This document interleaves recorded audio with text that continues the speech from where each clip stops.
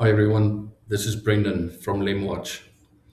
And in this video, I'm going to walk you through a simple but important question. Is Pingdom worth it in 2026? Not from a marketing angle, but from an actual day-to-day use point of view. This video is for founders, developers, ops teams, and anyone who's responsible for keeping a website or product online.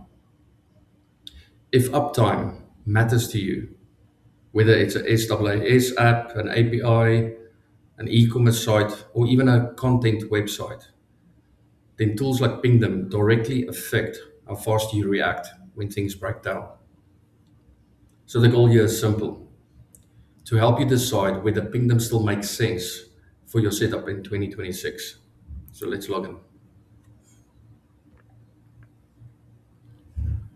Let's start with what Pingdom actually does well, because it is a mature and reliable tool. Pingdom's core strength is uptime monitoring. You can monitor websites, servers, APIs, and endpoints from multiple locations. The setup is straightforward. Click Add New. You enter a URL, choose your check frequency, and then you're live.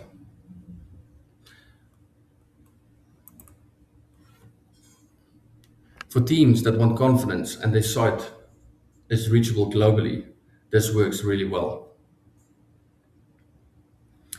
Another strong area is performance monitoring.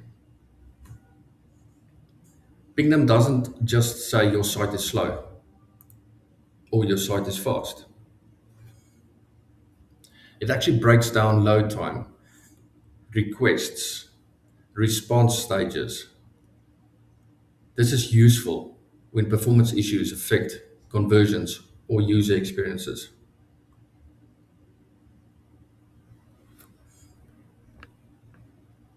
Pingdom also shines with its reports.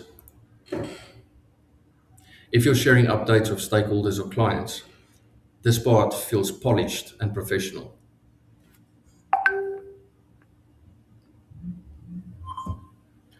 Now let's talk about parts that start to frustrate teams, especially as things scale. Pingdom can become noisy if not configured carefully. It's very easy to get alerts that don't actually need action, short blips, recoveries, or non-critical issues, for example. Over time, people start ignoring those alerts, and that's when monitoring loses its purpose.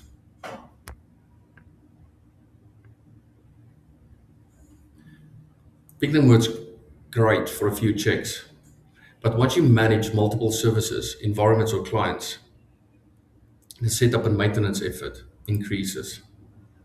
You spend time managing the tool instead of just responding to incidents.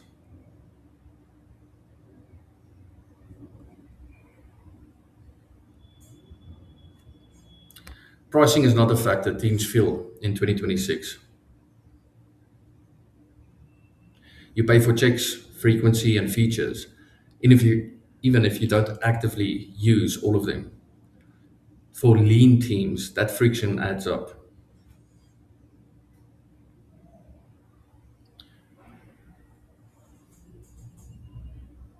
So how does Pingdom compare with competitors? Compared to lighter tools, Pingdom offers deeper performance insights and stronger reporting. Compared to simpler uptime tools, it feels more enterprise orientated. That's both a strength and a weakness.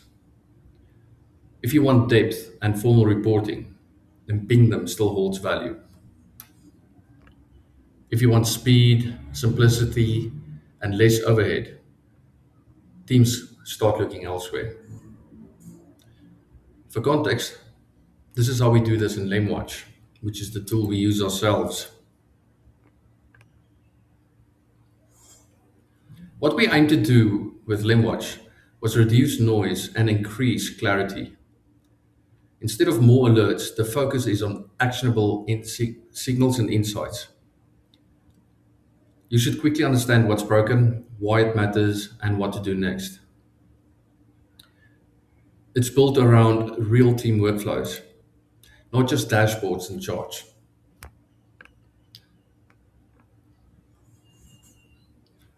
So, is Pingdom worth it in 2026?